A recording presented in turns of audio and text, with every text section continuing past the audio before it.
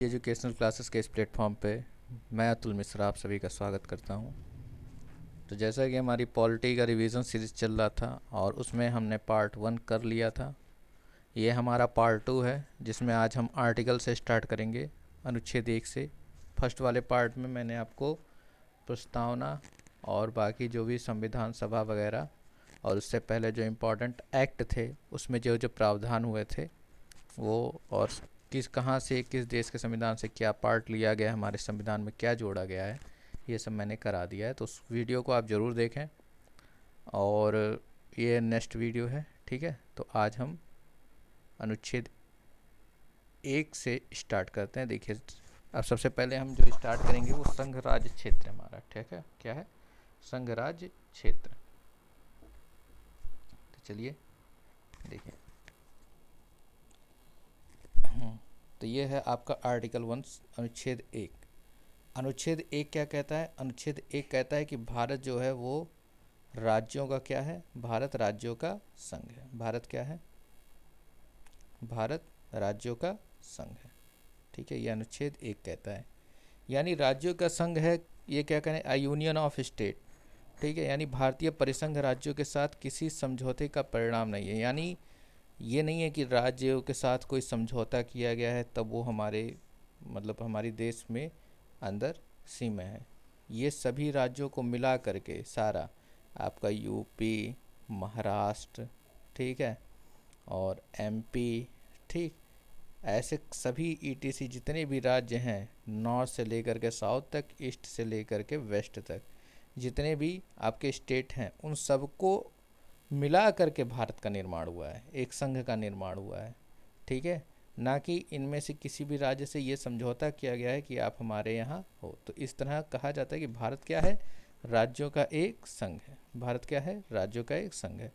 ये आर्टिकल 1 कहता है, ठीक।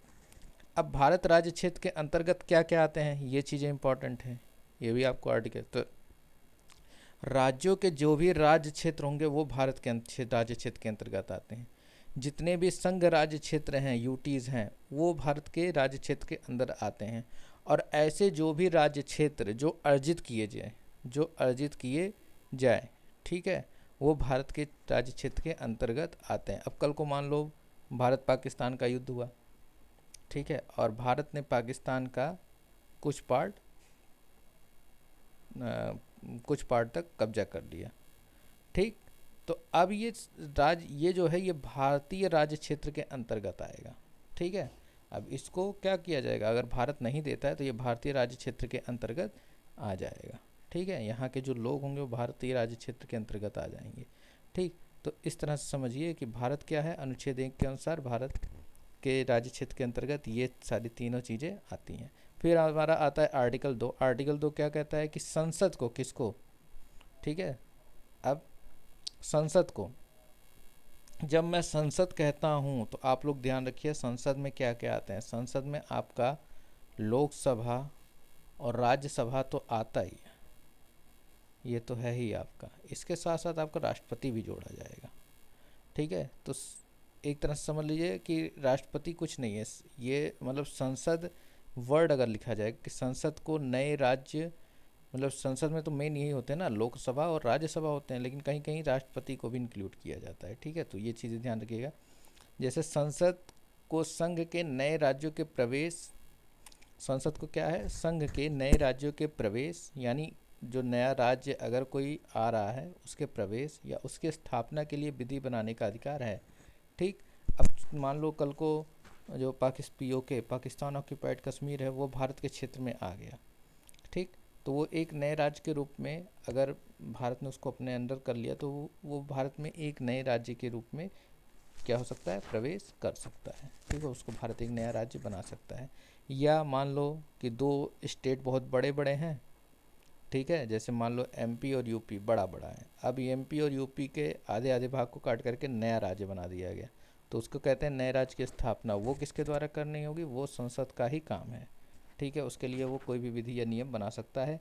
नए राज्यों के गठन और वर्तमान राज्यों के सीमा क्षेत्रों नामों में परिवर्तन की शक्ति। नए राज्यों के गठन, ध्यान दीजिएगा, नए राज्यों का जो गठन होगा, जो भी नया राज्य गठित होगा, या जो प्रेजेंट में जो राज्य हैं, जैसे मान लीजिए कि प्रेजेंट राज्य में मान लीजिए यूपी और बिहार का बॉर्डर लगा हुआ है, ठीक। अब यूपी बिहार के बॉर्डर में मान लीजिए यूपी का गोरखपुर इलाका है, बिहार का गोपालगंज इलाका है। कल को गोपालगंज को अगर यूपी में ही गिनना हो, ठीक है, तो ये परिवर्तन कौन कर सकता है? ये कर सकता है संसद, ठीक है। ये संसद परिवर्तन कर सकता है, लेकिन उस पर अपना नियम बना सकता है, अपनी अपनी शक्तियाँ दिखा सकता है, ठीक है। तो ये आर्टिकल 2 है, ध्यान दीजिएगा। फिर आते हैं अनुच्छेद 3 क्या कहता है, ठीक। अनुच्छेद 3 में संसद जो है वो साधारण बहुमत से किसी नए राज्य का गठन और तथा किसी वर्तमान राज्य क्षेत्र के सीमा और नाम में परिवर्तन कर सकता है। नए राज्य के गठन तो मैंने आपको बता दिया, जो वर्तमान राज्य का क्षेत्र की सीमा है उसका भी बता दिया, लेकिन नाम में भी परिवर्तन कर सकता है, ठीक है। तो कई जगह आप देखें भी होंगे, बदला भी, कई जगहों का नाम बदला भी गया है, तो ये चीज़ें हो सकती हैं। अगर आप चाहो तो संसद उसको बदल सकता है।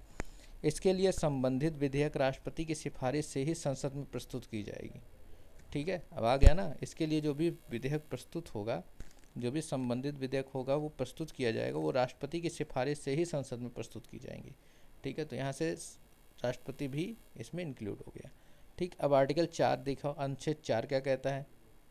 अनुच्छेद 4 ये कह रहा है, ध्यान देना, अनुच्छेद 4 ये कहता है, यहाँ कह दें, अनुच्छेद 4 ये कहता है कि संसद द्वारा जो अनुच्छेद 2 और अनुच्छेद 3 के अंतर्गत जो भी बनाई गई कानून होंगे, जो भी बनाई गई विधियाँ होंगी, जो भी लॉ बनाए होंगे, उनको आर्टिकल 368 जो कि संविधान संशोधन का आर्टिकल 368 के प्रयोजनों के लिए संविधान में संशोधन करने वाली विधि नहीं समझी जाएगी। यानी अनुच्छेद 2 और 3 के अंतर्गत जो भी विधि बनाई जाएगी उसको आप संविधान संशोधन में नहीं ला सकते। आर्टिकल 368 के अंतर्गत उसको संविधानिक संशोधन करके विधि बनाना नहीं समझा जाएगा, ठीक है। यानी आर्टिकल 368 उस पर फॉलो नहीं होगा। समझ में आया? अब ये देखो, इससे जुड़ा एक केस है, ठीक है, वो भी देख लेते हैं। बेरुबाड़ी मामले में सर्वोच्च न्यायालय ने पारित किया है कि किसी राज्य के किसी भूभाग को विदेशी राज्य को सौंपने के लिए अनुच्छेद 368 के तहत क्या करना पड़ेगा? संशोधन करना पड़ेगा। यानी सर्वोच्च न्यायालय ने कह रखा है कि अगर आपको किसी भी राज्य का भूभाग अगर विदेश को देना, विदेश मतलब विदेश कहने का मतलब किसी और देश को देना है, जैसे बांग्लादेश का ही मुद्दा ले लें, बांग्लादेश और भारत के बीच अभी भी कई क्षेत्र विवादित हैं, ठीक है। तो शेख हसीना की जो सरकार थी उसमें ऐसा चीज़ हुआ, तो वहाँ पे क्या हुआ, उसके अंतर्गत आपको आर्टिकल 368 के तहत संविधान में संशोधन वहाँ पे संशोधन करना पड़ेगा, ठीक। तभी जा कर के आप उस क्षेत्र को उनको सौंप सकते हैं, ठीक है। चलिए, अब ये तो था आपके अनुच्छेद 4। अब एक चीज़ घटित हुई थी, वो चीज़ देख लीजिए कि जो राज्यों का गठन हुआ था वो किस आधार पर पहले किया गया, ठीक है। तो राज्यों का गठन जो हुआ था वो भाषाई आधार पर राज्यों का पुनर्गठन सबसे पहले करने का प्रयास किया गया था। तो इसमें हुआ क्या था, जो डॉक्टर राजेंद्र प्रसाद, ये ध्यान दीजिएगा, डॉक्टर राजेंद्र प्रसाद ने, जो उस समय के राष्ट्रपति थे हमारे, 27 नवंबर 1947 को एस.के. धर की अध्यक्षता में 4 सदस्यीय भाषीय प्रांत आयोग का गठन किया इन्होंने, ठीक है। 27 नवंबर 1947 को एस.के. धर की अध्यक्षता में इन्होंने 4 सदस्यीय, यहाँ पे अब समझ में आया। तो धर आयोग किससे रिलेटेड है? तो भाषाई आधार पर राज्यों के पुनर्गठन से रिलेटेड है। कब गठित किया गया? 27 नवंबर 1947 को गठित किया गया, भाषीय प्रांतीय आयोग गठित किया गया, ठीक, 4 सदस्य की, ठीक है। ये चीज़ है। तो यहाँ पे इस आयोग ने दिसंबर 1948 में अपनी प्रशासनिक, भौगोलिक और वित्तीय सुविधा के आधार पर राज्यों के पुनर्गठन को सुझाव दिया। इसने कहा कि राज्यों का जो पुनर्गठन होना चाहिए वो प्रशासनिक आधार पे करो, भौगोलिक आधार पे करो, और जो भी वित्तीय सुविधा है उसके आधार पे करो। ये क्या, भाषा के आधार पे ना करो, ठीक। लेकिन फिर आती है JVP समिति, ठीक है, JVP कमेटी आती है, ठीक। जवाहरलाल नेहरू, वल्लभ भाई पटेल और पट्टाभी सीता रमैया। इनकी कमेटी आती है 1949 में, 1949 में आती है। ठीक, अब 1949 में ये कमेटी आती है और इसने अपनी रिपोर्ट में भाषीय आधारों पर राज्य का पुनर्गठन करने का निर्णय दिया कि आप कर सकते हैं। ठीक है, ये निर्णय दिया, होता है यह। ठीक, देखिए क्या इंसिडेंट घटता है। दिसंबर 1953 में, 1953 में फजल अली की अध्यक्षता में, किसकी अध्यक्षता में? फजल अली, ध्यान दीजिएगा, नाम ध्यान रखिएगा, फजल, ठीक है, अली, फजल अली प्रेसिडेंट है, उनकी अध्यक्षता में एक 3 सदस्यीय, ठीक, कमेटीगत राज्य पुनर्गठन आयोग गठित किया गया। तो पहली जो राज्य पुनर्गठन आयोग गठित किया गया था, क्या गठित किया गया था? राज्य पुनर्गठन आयोग। तो जो राज्य पुनर्गठन आयोग गठित किया गया फजल अली की अध्यक्षता में, वो कितने सदस्यीय थी? 3 सदस्यीय थी। कौन कौन थे? के एम पन्नीकर थे, ठीक है, के एम पन्नीकर थे, हृदय नाथ कुंजरू भी थे, ठीक, और खुद एक फजल अली थे। उनके अंडर में किया गया 1953 में दिसंबर में। ठीक, इस आयोग ने 30 दिसंबर, अभी देखो 1953 को किया गया और 1955 में, 2 साल बाद 1955 में 30 दिसंबर को, ठीक है, 30 दिसंबर को, सब दिसंबर में ही हो रहा है। ठीक, अपनी रिपोर्ट सौंपी और इसके आधार पर राज्य पुनर्गठन अधिनियम 1956, 1956, राज्य पुनर्गठन अधिनियम 1956 पारित किया गया। और जब ये पारित किया गया ना राज्य पुनर्गठन अधिनियम, तो इसके आधार पर कुल कितने राज्य बने? इसके आधार पर 14 राज्य और 6 केंद्र शासित प्रदेश बने पूरे भारत में, इनका गठन किया गया। अब यहाँ से प्रश्न पड़ता है कि 14 राज्यों में पहला राज्य कौन था जिसका भाषाई आधार पर गठन किया गया? तो वो था आंध्र प्रदेश। कौन था? आंध्र प्रदेश।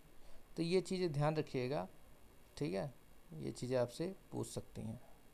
ठीक, तो आंध्र प्रदेश का गठन भी 1 अक्टूबर 1953 को किया गया। ठीक, अब देखिए कभी कभी डेट पूछ लेता है अन्य राज्यों के गठन का कि क्या कब मनाया गया, तो ध्यान दीजिएगा। देखिए यहाँ पे गुजरात का जो गठन हुआ था 1 मई 1960 को हुआ था।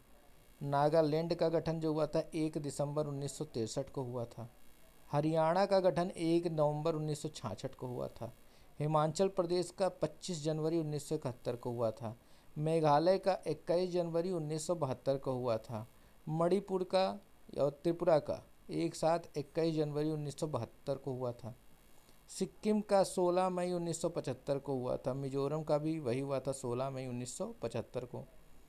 और अरुणाचल प्रदेश की नहीं सॉरी सिक्किम का 16 मई 1975 को हुआ था। मिजोरम और अरुणाचल प्रदेश का 20 फरवरी 1987 को हुआ था।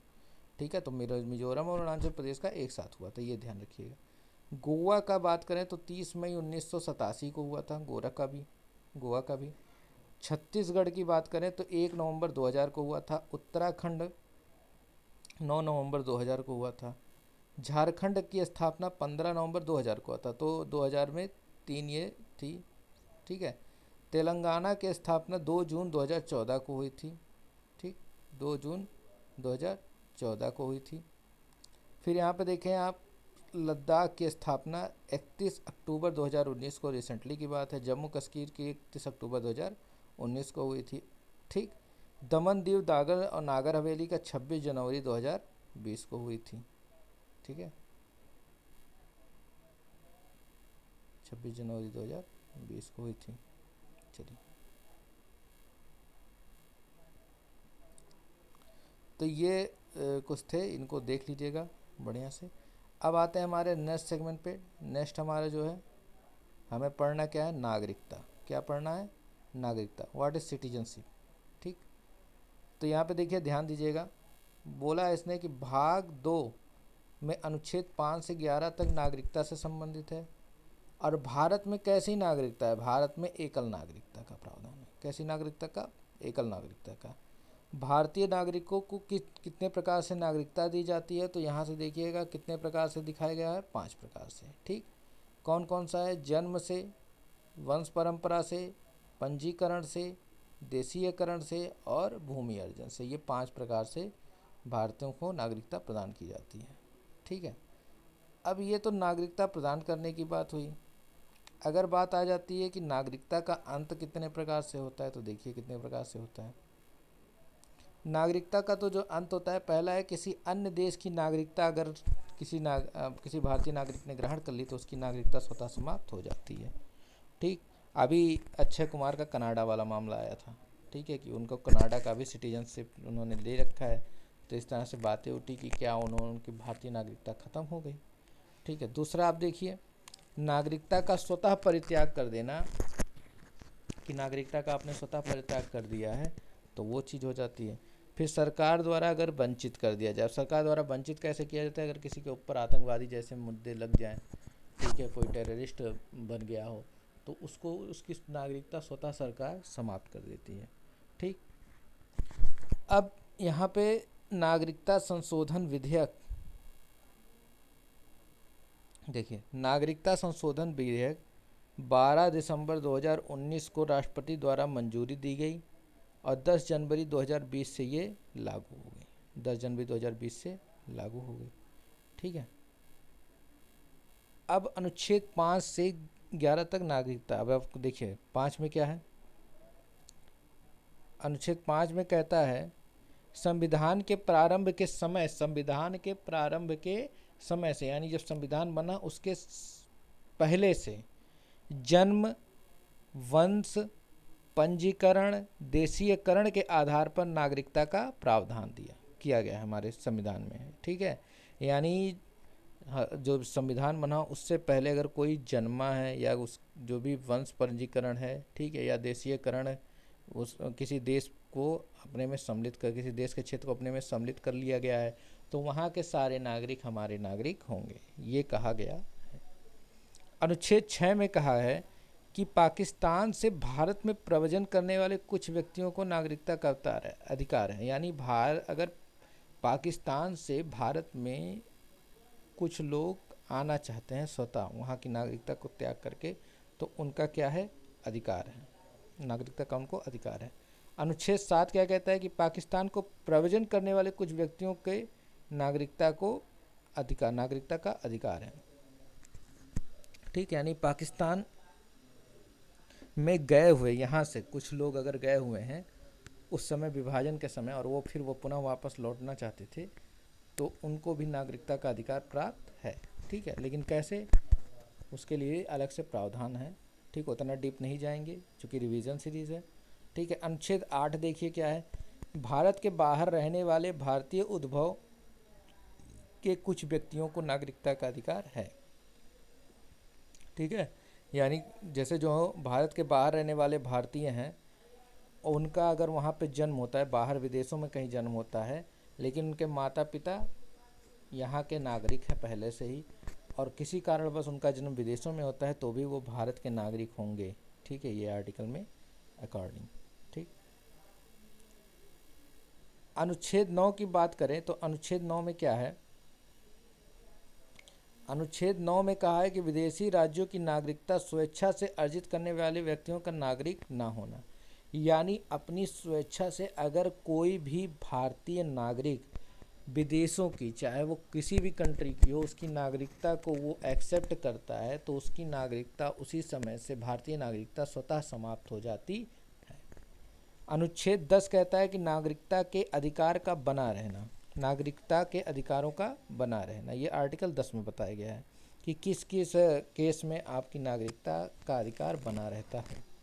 ठीक, अनुच्छेद 11 संसद द्वारा नागरिकता के अधिकारों का विधि द्वारा विनियमन किया जाना। यह संसद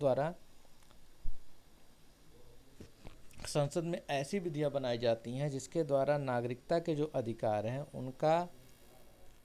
उनको विनियमन बना रहे, मतलब उनका नियम बना रहे, उनका रूल रेगुलेशन बना रहे, ऐसे ऐसे प्रावधान किए जाते हैं। ठीक है,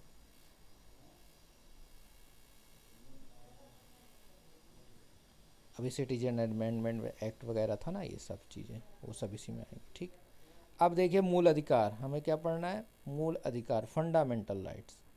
ठीक है, यानी आपको पढ़ना है अब आर्टिकल 12 से और 35 तक। यहाँ आर्टिकल 12 से 35 तक आपके क्या है, फंडामेंटल राइट्स हैं। ठीक, चलिए स्टार्ट करते हैं। सबसे पहले मूल अधिकारों का इतिहास देखते हैं। तो मूल अधिकारों की मांग भारत में 1928 में मोतीलाल नेहरू द्वारा नेहरू रिपोर्ट में की गई थी। जो नेहरू रिपोर्ट आई थी 1928 में, NEHRU रिपोर्ट, नेहरू रिपोर्ट जो आई थी 1928 में, इसमें सर्वप्रथम मूल अधिकार फंडामेंटल राइट्स की मांग की गई थी। ठीक, 1945 में एट 1945 तेज बहादुर सप्रू ने भी मूल अधिकार की मांग की। ठीक है, 1945 में तेज बहादुर सप्रू ने भी मूल अधिकार की मांग की। मूल अधिकारों का सर्वप्रथम जो विकास हुआ था वो ब्रिटेन में हुआ था, और मूल अधिकारों पर संविधान सभा में SS राधाकृष्णन ने ठीक है, कहा था कि हमारे लोगों के लिए एक प्रतिज्ञा और विश्व के साथ किया गया एक समझौता है।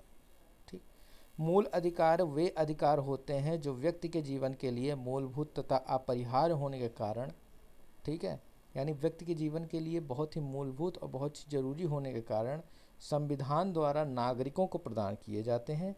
भारत में मौलिक अधिकार राज्यकृत के विरुद्ध एक गारंटी है। ठीक है, यानी मौलिक अधिकारों के विरुद्ध राज्य कोई भी कृत, अगर राज्य कोई काम करता है मौलिक अधिकारों के विरुद्ध, तो मौलिक अधिकारों का हनन नहीं होना चाहिए, मौलिक अधिकारों के विरुद्ध वो काम नहीं होना चाहिए, ये एक गारंटी है। इन्हें आपातकालीन स्थिति में ही केवल निलंबित किया जा सकता है। ठीक है, अब मूल अधिकार संबंधी जो भी संवैधानिक प्रावधान है उन्हें देखते हैं। तो भाग 3 में सबसे पहले तो पूछता है कि मूल अधिकार किस है, फंडामेंटल राइट किस पार्ट में है। तो फंडामेंटल राइट हमारा पार्ट 3 में है। कितने आर्टिकल से, आर्टिकल 12 से आर्टिकल 35 तक मूल अधिकार हैं। मूल अधिकारों को कहाँ से प्रेरित है, तो ये लिया गया था USA से। ठीक है, USA में जो है बिल ऑफ राइट जो होता है, बिल ऑफ राइट, उसी से ये प्रेरित है। ठीक है, तो ये ध्यान रखिएगा। मूल अधिकार राज्य के विरुद्ध, मूल अधिकार किसके विरुद्ध प्राप्त होते हैं, तो मूल अधिकार राज्य के विरुद्ध, ठीक है, नागरिकों को प्राप्त होते हैं। कुछ मौलिक अधिकार और कुछ ऐसे मौलिक अधिकार हैं, ठीक है, जो व्यक्तियों के विरुद्ध भी प्रदान किए गए हैं। जैसे अनुच्छेद 15(2), ठीक, ये व्यक्तियों के विरुद्ध भी प्रदान किया गया है। अनुच्छेद 17, ठीक है, अनुच्छेद 23 और अनुच्छेद 24। ठीक, अब 15(2) कोई धर्म, मूल, वंश, जाति, लिंग, जन्म स्थान के आधार पर विभेद का प्रतिषेध। 17 में अस्पृश्यता का अंत है। ठीक है, 23-24 ये आपका हो गया जो कि मानव व्यापार से संबंधित है। ठीक है, तो ये सब आपके जो हैं ये व्यक्तियों के विरुद्ध भी प्रदान किए गए हैं। केवल नागरिकों को प्राप्त मूल अधिकार, केवल सिटीजन को प्राप्त मूल अधिकार कौन कौन से हैं, अगर हम उसकी बात करें तो देखिए, सिटीजन को प्राप्त 5 मूल अधिकार केवल नागरिकों को प्राप्त है, 15, 16, 19 और 29 और 30। ये जो 5 मूल अधिकार हैं ये केवल नागरिकों को प्राप्त हैं। ठीक है, अच्छा, ये कभी कभी क्वेश्चन आता है कि जब आर्टिकल 359 लगता है, ठीक है, यानी आपात उपबंध होता है, तो इस आपात उपबंध के समय राष्ट्रपति केवल 2 आर्टिकल ऐसे हैं, आर्टिकल 20 और आर्टिकल 21, इनको मूल अधिकार, इनके अलावा, ठीक है, इनको छोड़ करके और जितने भी मूल अधिकार हैं, फंडामेंटल राइट्स हैं, उनको निलंबित कर सकता है। ठीक है, इनको छोड़ करके। ठीक, मूल अधिकारों की प्रकृति की अगर बात करें तो कैसी होती है, तो मूल अधिकारों की प्रकृति सकारात्मक, ठीक है, यानी पॉजिटिव, और निगेटिव, नकारात्मक, दोनों हो सकती है। ठीक है, मूल अधिकार क्या नॉन जस्टिएबल हैं, तो मूल अधिकार क्या है, जस्टिएबल हैं, यानी न्याय योग्य हैं, यानी इसको लेकर के आप कोर्ट में जा सकते हैं, तो मूल अधिकार न्याय योग्य हैं। ठीक है, अगर आपके मूल अधिकारों का हनन होता है तो आप इसको लेकर के कोर्ट में जा सकते हैं, उसके लिए आपको आर्टिकल 32 में प्रावधान किया गया है। मूल अधिकार का अधित्यजन नहीं किया जा सकता, यानी मूल अधिकारों का हनन नहीं किया जा सकता। ठीक है, समझ में आया? चलिए, अब कभी कभी पूछ लेता है कुल कितने मूल अधिकार हैं, तो हमारे संविधान में कुल 6 मूल अधिकारों का वर्णन है। कौन कौन से हैं? पहला तो आता है आपका समानता का अधिकार, ठीक है, राइट टू इक्वेलिटी।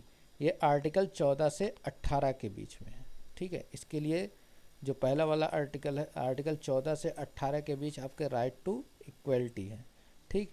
फिर आपका आता है स्वतंत्रता का अधिकार, राइट टू फ्रीडम, ठीक है, या फ्रीडम, राइट टू फ्रीडम। तो इसमें आपका जो भी फ्रीडम स्पीच का फ्रीडम, ठीक है, आपका कोई भी समागम करने की स्वतंत्रता, ठीक, धनार्जन करने की स्वतंत्रता, ये सारी स्वतंत्रता, कहीं पे भी भारत देश में बसने की स्वतंत्रता, ठीक।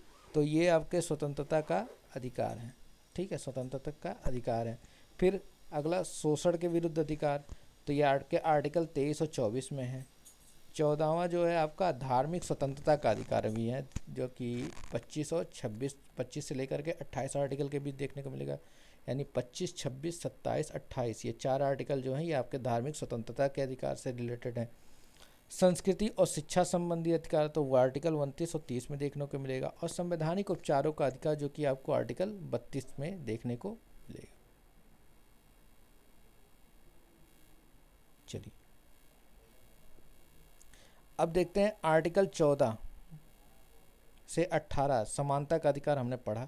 देखते हैं आर्टिकल 14 से 18 है क्या। तो 14 में क्या है, तो देखिए, ठीक है, 14 में राज्य किसी, अब ये देखिए एक चीज़ ध्यान दीजिएगा, यहाँ पे एक चीज़ भूल गया, राज्य, तो राज्य की जो परिभाषा होती है वो आर्टिकल 12 में है, ठीक है, आर्टिकल 12 में। तो राज्य की परिभाषा होती क्या है, ऐसे समस्त अधिकारी और प्राधिकारी या संस्था जो भी कहें, ठीक है, जिनको कानून बनाने का अधिकार प्राप्त है और उसको लागू कराने का अधिकार प्राप्त है, ठीक, वो सभी राज्य के अंतर्गत आते हैं।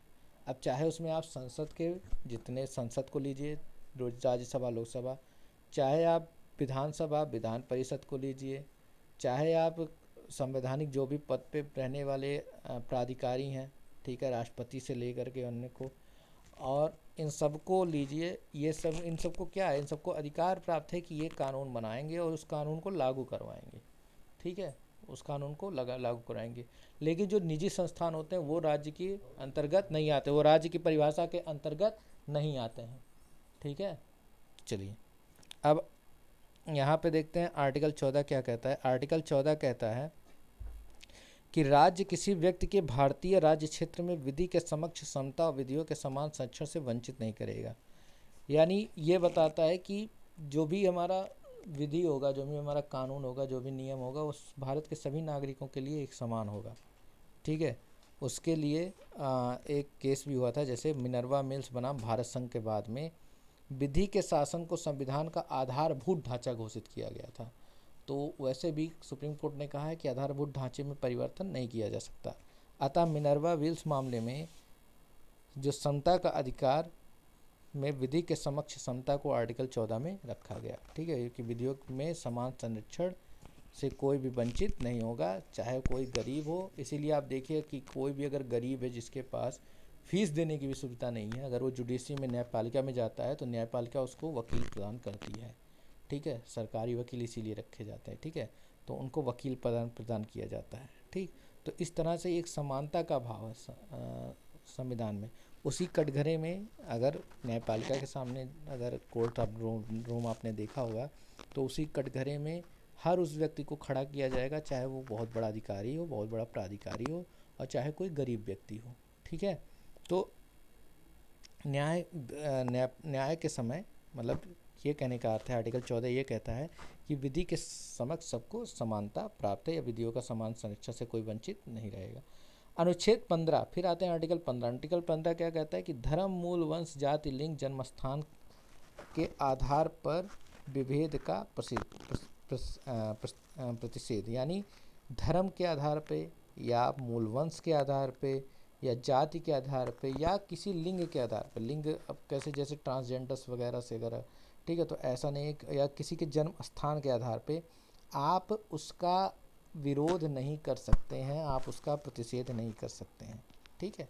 ये चीज़ें आर्टिकल 15 में कही गई है। अनुच्छेद 16 में क्या किया गया है, अनुच्छेद 16 में कहा गया लोक नियोजन के अवसर में समानता, यानी कोई भी योजना आए या कोई भी सरकारी नौकरी वगैरह में भी आप देखेंगे, इन सब में भी, तो इन सब में भी ये जितने भी लोक नियोजन के कार्य होंगे, जो भी पब्लिक के लिए वर्क होगा गवर्नमेंट की तरफ से किया जाएगा, ठीक है, उसमें सभी को समानता होगी। उसी रोड पे एक अमीर आदमी भी चलेगा, उसी रोड पे एक गरीब आदमी भी चलेगा, यानी वो रोड सबके लिए है, ठीक है।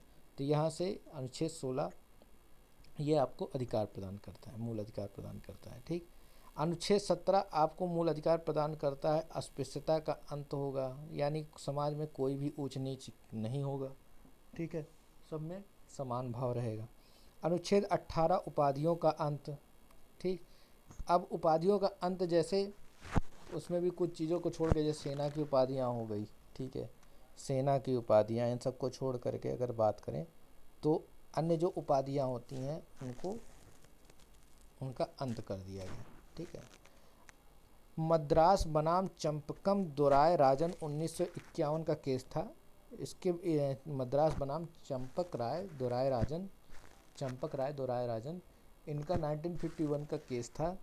इसमें आर्टिकल 15 को संशोधित किया गया था, ठीक है, आर्टिकल 15 को संशोधित किया गया था। आर्टिकल 15 क्या है, यही है, जिसमें ये बताया गया कि इसके तहत सामाजिक और शैक्षणिक दृष्टि से जो पिछड़े वर्गों को उन्नति के लिए था, उसमें अनुसूचित जातियों और जनजातियों के लिए, SC और ST के लिए राज्य द्वारा कुछ विशेष उपबंध किए जाएंगे, ठीक है, तो उन प्रावधानों को किया गया है, ठीक है। तो इसका मतलब ये नहीं कि वो आर्टिकल 15 का हनन करती हैं, वो अलग से एक प्रावधान किया गया है संविधान में इसके लिए भी, ठीक है, जिससे उनको समाज की मुख्य धारा में जोड़ा जा सके, ठीक।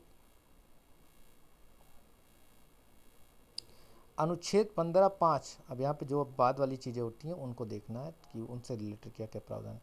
अनुच्छेद 15(5) के तहत निजी शिक्षण संस्थानों में छात्रों के प्रवेश के स्थानों के लिए आरक्षण का प्रावधान किया जाएगा, ठीक है। तो यहीं से जो आप देखते हैं कि IIT वगैरह या अन्य इंस्टीट्यूशन वगैरह में, गवर्नमेंट जो इंस्टीट्यूशन है उनमें जो भी सीटों का जो रिजर्वेशन होता है वो इसी आधार पे होता है, ठीक है। किस आर्टिकल के, आर्टिकल 15(5) में। भारतीय संविधान के अनुच्छेद 16(1) और 16(2) के तहत राज्यों के अधीन किसी पद पर नियोजन के विषय में भारत के सभी नागरिकों के लिए अवसर की समानता की प्रत्याभूति प्रदान की जाएगी, ठीक। भारतीय संविधान की प्रस्तावना में प्रयुक्त समाजवाद शब्द को अनुच्छेद 14 और 16 के साथ मिलकर पढ़ने से, ठीक है, ध्यान दीजिएगा, भारतीय संविधान की जो प्रस्तावना है उसमें जो शब्द प्रयुक्त हुआ है समाजवाद, ठीक, उसको अनुच्छेद 14 और 16 के साथ मिलकर पढ़ने से सर्वोच्च न्यायालय को समान कार्य के लिए समान वेतन का मौलिक अधिकार परिभाषित करने की शक्ति प्राप्त हुई, ठीक है, कि समान कार्य के लिए समान वेतन, ठीक। संसद द्वारा अस्पृश्यता के संबंध में विधि बनाने की शक्ति, जिसके तहत अस्पृश्यता अपराध अधिनियम 1955 पारित कर दंड का प्रावधान किया गया कि समाज में अस्पृश्यता नहीं फैलने पाए, इसके लिए एक अधिनियम बनाया गया, एक एक्ट लाया गया, अस्पृश्यता अपराध अधिनियम 1955। और 1976 में इसका नाम सिविल अधिकार संरक्षण अधिनियम 1955 कर दिया गया, ठीक है। 1976 में इसका नाम सिविल अधिकार संरक्षण अधिनियम 1955 कर दिया गया।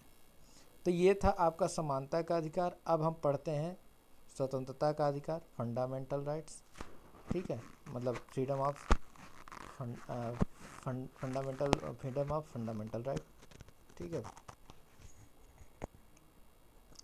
या फंडामेंटल राइट ऑफ फ्रीडम, ठीक है, ये हम पढ़ते हैं स्वतंत्रता का अधिकार, अनुच्छेद 19 से 22 तक, ठीक। चलिए, आई होप आप लोगों को इतना समझ में आया होगा अभी तक, ठीक है। आज 35 तक पढ़ेंगे, उसके बाद नेक्स्ट वाले में। अनुच्छेद 19 क्या है, अनुच्छेद 19 है वाक्य एवं अभिव्यक्ति की स्वतंत्रता, ठीक है। और अनुच्छेद 20 क्या है, अपराधों के लिए दोष सिद्धि के संबंध में संरक्षण। अनुच्छेद 21 क्या है, प्राण एवं दैहिक स्वतंत्रता। तो सबसे पहले अनुच्छेद 19 देखते हैं। अनुच्छेद 19(1) के तहत 6 मूल अधिकार प्रदान किए गए हैं। पहला तो नागरिकों को वाक एवं अभिव्यक्ति की स्वतंत्रता दी गई है, यानी राइट टू स्पीच की जो फ्रीडम होती है वो दी गई है। शांतिपूर्ण और निरायुध सम्मेलन की स्वतंत्रता, यानी शांति तरीके से आप बिना किन्हीं आयुधों के, बिना हथियारों के कहीं भी सम्मेलन या धरना प्रदर्शन वगैरह सम्मेलन वगैरह कर सकते हैं। संगठन और संघ बनाने की स्वतंत्रता, आप चाहो तो अपना संगठन और संघ बना सकते हो, लेकिन वो राष्ट्र विरोधी नहीं होना चाहिए, राष्ट्र हित में होना चाहिए। भारत के राज्य क्षेत्रों में अबाध संचरण की स्वतंत्रता, ठीक है, भारत के जो भी राज्य क्षेत्र हैं वहाँ पे आप कहीं भी बिना किसी बाधा के आप स्वतंत्र रूप से, आबाद रूप से संचरण कर सकते हो, लेकिन अगर वहाँ पे कोई आपात या इमरजेंसी टाइम नहीं है। किसी भी भाग में निवास करने या बस जाने की स्वतंत्रता, ये भी है, ठीक है, पहले जम्मू कश्मीर में नहीं थी, लेकिन 2019 के बाद जम्मू कश्मीर में भी है। आजीविका और व्यापार करने की स्वतंत्रता, ठीक है, आप कोई भी आजीविका अपना सकते हो, जो भी कानून सम्मत है, विधि सम्मत है, उसको आप कर सकते हो और व्यापार कर सकते हो, ठीक है, लेकिन वो भी कानून और विधि सम्मत होनी चाहिए, ये नहीं कि आप ड्रग्स का व्यापार करने लगो, ठीक, वो भी होता है, लेकिन उसके लिए लाइसेंस वगैरह का प्रावधान है, ठीक है। तो ऐसी कोई भी आप जो इलीगल चीज़ हैं, इलीगल व्यापार को नहीं कर सकते। हाँ, जो भी लीगलाइज हैं आप उन व्यापारों में अपना कर सकते हो, उसकी आपको पूर्णतः स्वतंत्रता है। वाक और अभिव्यक्ति की स्वतंत्रता के अंतर्गत निम्न मूल अधिकार माना गया है। कैसे कैसे देखा जाए तो वाक और अभिव्यक्ति की स्वतंत्रता के अंतर्गत प्रेस की स्वतंत्रता मानी गई है, राष्ट्रीय ध्वज फहराने का अधिकार माना गया है, जानने का अधिकार माना गया है, चुप रहने का अधिकार, इमैनुअल, इसके लिए केस भी हुआ था, इमैनुअल बनाम केरल राज, याद रखिएगा, चुप रहने के अधिकार से रिलेटेड केस है, इमैनुअल बनाम केरल राज। विदेश जाने का अधिकार, इसके लिए भी एक केस हो चुका है, मेनका गांधी बनाम भारत संघ 1978, पासपोर्ट वाला मामला, ठीक है, विदेश जाने का अधिकार, ये सब अधिकार जो थे ये वाक एवं व्यक्ति की स्वतंत्रता से जुड़ा है। अब अनुच्छेद 20 आते हैं। अनुच्छेद 20 में अपराधों के लिए दोष सिद्धि के संबंध में संरक्षण है, ठीक है। तो इसमें 3 सब टाइटल हैं, 1, 2, 3, ठीक, उपधाराएं हैं, मतलब उप अनुच्छेद है। कैसे? कार्योत्तर विधियों में संरक्षण पहला तो है, दूसरा दोहरे दंड से संरक्षण, और तीसरा आत्म अभिशंसन से संरक्षण 20(3) में, ठीक है। तो ये चीज़ें ध्यान रखिए, ये उनको बताएंगे ज़्यादा तो ज़्यादा डीप चले जाएंगे। कार्योत्तर विधियों से संरक्षण 20(1), दोहरे दंड से संरक्षण 20(2), और आत्म अभिशंसन से संरक्षण 20(3). अनुच्छेद 21 क्या है? आर्टिकल 21 क्या है? प्राण एवं दैहिक स्वतंत्रता। प्राण एवं दैहिक स्वतंत्रता के अंतर्गत क्या क्या आता है? तो देखिए, जो भी इम्पोर्टेंट फैक्ट है जो पूछे गए एग्जाम में वही है। इसके अंतर्गत सतवंत सिंह साहनी बनाम डॉक्टर राम रत्नम, सहायक पासपोर्ट अधिकारी 1967, विदेशी यात्रा का अधिकार इसमें दिया गया था, ठीक है। तो ये केस भी इम्पोर्टेंट है। M.H. होस्काट बनाम महाराष्ट्र राज्य 1978, ये निःशुल्क कानूनी सहायता का अधिकार इसके अंतर्गत था, प्राण एवं दैहिक स्वतंत्रता के अंतर्गत ये भी इसमें यही केस रिलेटेड है। UPSI वाले ध्यान से देख लें सारे केस, ठीक है, बहुत इंपॉर्टेंट है। फिर मोहनी जैन बनाम कर्नाटक राज्य 1992 में शिक्षा पाने का अधिकार, ये भी केस इंपॉर्टेंट है। परमानंद कटारा बनाम भारत संघ 1989, आपातकालीन चिकित्सा सहायता, ठीक है, आपातकालीन चिकित्सा सहायता 1989, परमानंद कटारा बनाम भारत संघ, ये भी बहुत इंपॉर्टेंट है। और फ्रांसीसी कोरिल मुलिन बनाम जो दिल्ली प्रशासक है 1981, मानवीय गरिमा के साथ जीने का अधिकार, ठीक है, ये बात भी बहुत ही इंपॉर्टेंट है प्राण एवं दैहिक स्वतंत्रता से, यहाँ पे ध्यान दीजिएगा। सर्वोच्च न्यायालय में, ठीक है, सर्वोच्च न्यायालय में यानी सुप्रीम कोर्ट में मलक सिंह एवं अन्य बनाम पंजाब एवं हरियाणा 1980 के मामले में यह निर्धारित किया गया कि 19(1)(d) के को अनुच्छेद 21 के सम्मिलित करने पर एकांतता का अधिकार प्राप्त होता है, ठीक है, एकांतता का अधिकार प्राप्त होता है। तो एकांतता का अधिकार किस आर्टिकल के अंतर्गत प्राप्त होता है? तो आर्टिकल 21 के ही अंतर्गत प्राप्त होता है, ठीक। 21 का बहुत इंपॉर्टेंट है, इसमें प्रावधान किया गया शिक्षा से लेकर के कि 6 से 14 तक की आयु के सभी बच्चों को शिक्षा का अधिकार प्रदान किया गया, और इसके लिए एक एक्ट संशोधन भी किया गया, कॉन्स्टिट्यूशन अमेंडमेंट भी लाया गया, 86 कॉन्स्टिट्यूशन अमेंडमेंट, 2002। इसके द्वारा इसको जोड़ा गया और 2010 में 1 अप्रैल 2010 में इस अधिकार को पूरी तरह से 2010 में इसको लागू कर दिया गया। ठीक, फिर हमारा देखिए शोषण के विरुद्ध अधिकार, जिसमें 2 आर्टिकल आपको पढ़ने, आर्टिकल 23-24। ठीक है, आर्टिकल 23 में आपका जो है उसमें आपका दिया हुआ है आर्टिकल 23 में आर्टिकल 23 में आपका दिया है मानव दुर्व्यापार, बालाश्रम आदि का प्रतिषेध। इसके लिए संसद द्वारा अनुच्छेद 35 के तहत जो बंधुआ मजदूरी प्रणाली उन्मूलन अधिनियम 1976 है और महिला एवं बाल अनैतिक व्यापार उन्मूलन अधिनियम 1986 है, उसको पारित किया गया। तो 2 एक्ट आए, बंधुआ मजदूरी प्रणाली उन्मूलन अधिनियम 1976 और महिला एवं बाल अनैतिक व्यापार उन्मूलन अधिनियम 1986। ये आर्टिकल 23 के अंतर्गत आए, मानव दुर्व्यापार एवं बालाश्रम आदि का प्रतिषेध।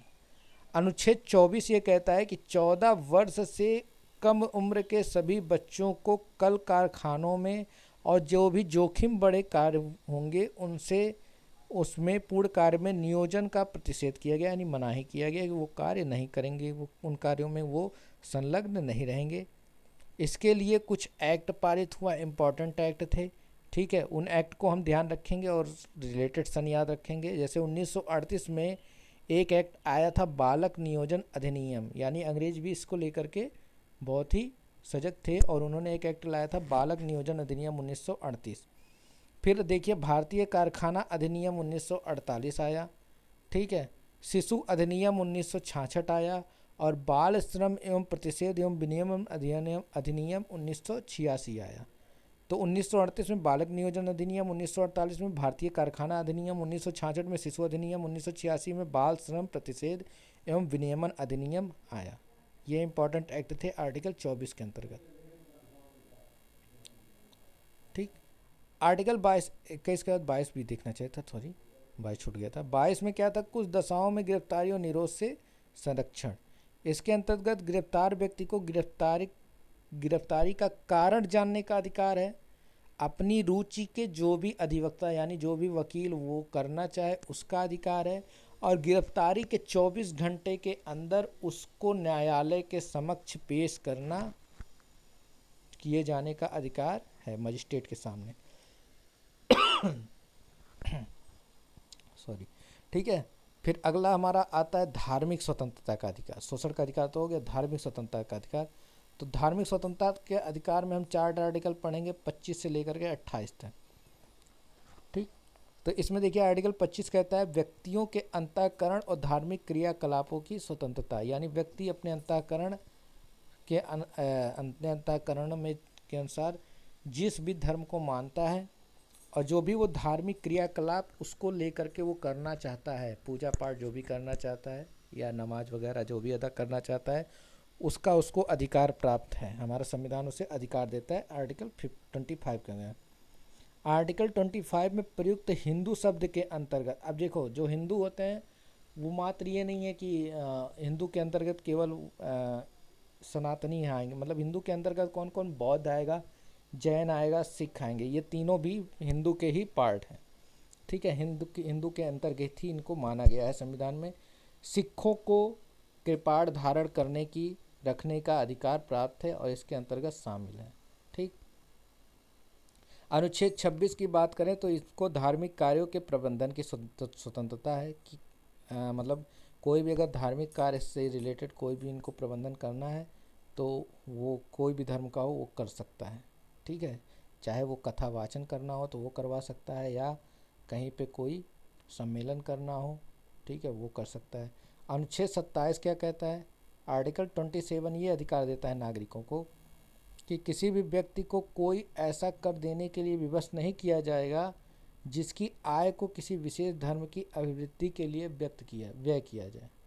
मतलब आप अगर मुस्लिम हैं तो आप हिंदू धर्म पे ऐसा विवश नहीं कर सकते हैं कि वो कोई ऐसा टैक्स उन पे लगा दें कि उनको वो देना पड़े जिससे और सारा उसमें मतलब किसी विशेष धर्म की अभिवृद्धि में उसको व्यय किया जाए, या कोई हिंदू है वो मुस्लिम के ऊपर या कोई सिख के ऊपर या कोई बौद्ध या जैन के ऊपर ऐसा कर नहीं लगा सकता है। ये हमें अनुच्छेद 27 हमें अधिकार प्रदान करता है भारतीय संविधान का।